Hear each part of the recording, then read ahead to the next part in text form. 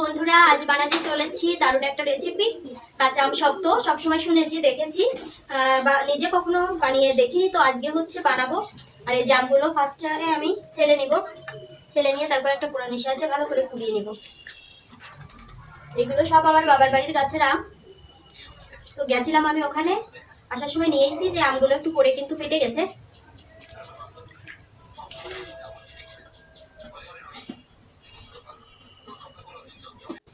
কাঁচা আম মাখা খেতে কে কে পছন্দ করেন? যেহেতু আমের সময় সামনে, আম তো এখন সবারই গাছে প্রায় হয়েছে ছোট ছোট।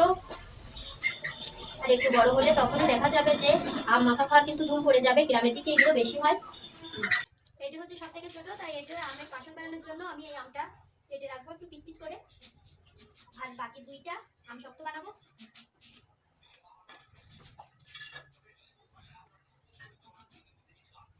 এরকম একটু বড় বড় করে বানিয়ে নিব। এগুলো আবার রোদে শুকাতে হবে। আমের কাসুন কে কে পছন্দ করেন বন্ধুরা? আমার তো খুবই ভালো লাগে, খেতেও কিন্তু খুব ভালো।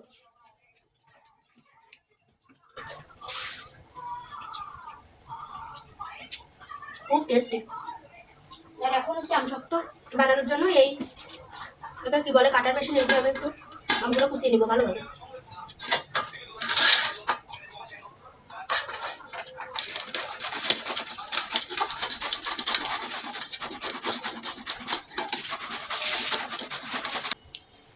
এই যে আম কুচানো শেষ, দুইটা আমে এইটুকুই হয়েছে।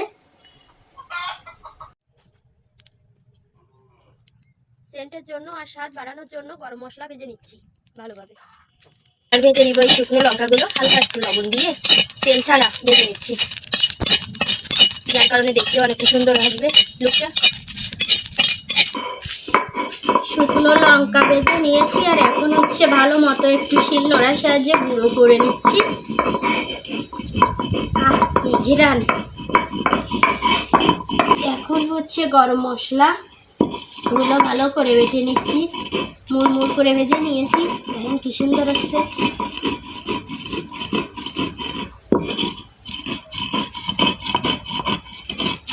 ঘ্রাণ!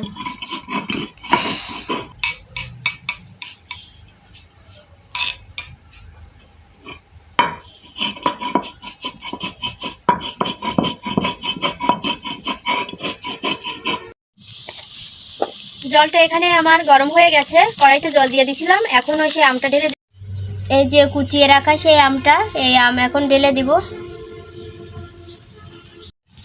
এই যে আমটা কিন্তু আমি ঢেলে দিয়েছি, দেখাতে পারিনি যেহেতু একা একা ক্যামেরা করছি, এই কারণে। আমটাকে কিন্তু ভালোভাবে সিদ্ধ হওয়া পর্যন্ত ওয়েট করতে হবে, ভালোভাবে যাতে সিদ্ধ হয়ে যায়। পরিমাণ মতো একটু লবণ, এই লবণটা আপনারা ইচ্ছা মতো দিবেন, না দিলেও না দিতে পারেন। তো আমি এখানে অল্প একটু লবণ দিয়ে দিচ্ছি।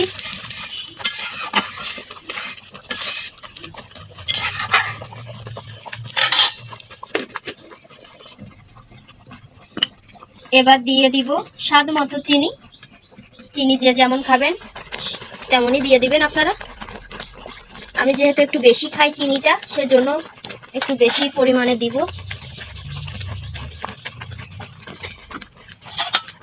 অবশ্যই টেস্ট করে দেখবেন চিনির পরিমাণ কেমন হয়েছে।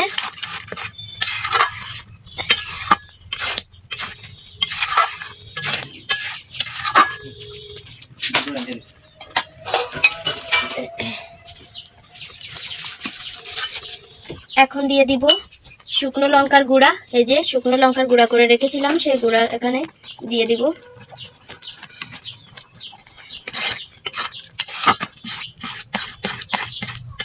সব দিয়ে একটু ভালোভাবে এইভাবে গোটা দিয়ে নিতে হবে। আর শেষে দিব হচ্ছে মশলার গুঁড়া, যেহেতু একটু টেস্ট আসবে, একটু ঘ্রাণ আসবে, এই জন্য মশলা দিয়ে দিলাম।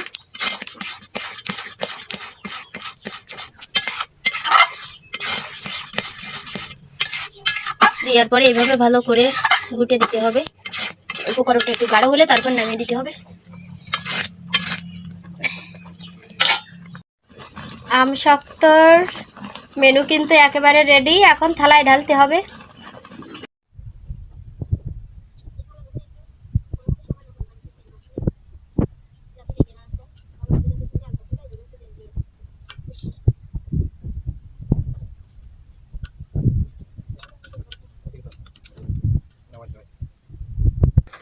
এই যে এমন হয়েছে, দুটোতে এবার ঢেলে দিব অর্ধেক অর্ধেক করে।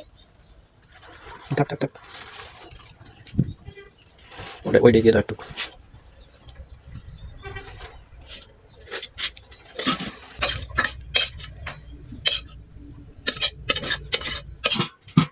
যাবো সাদা দেবো। দিয়ে আসবো শুকানোর জন্য।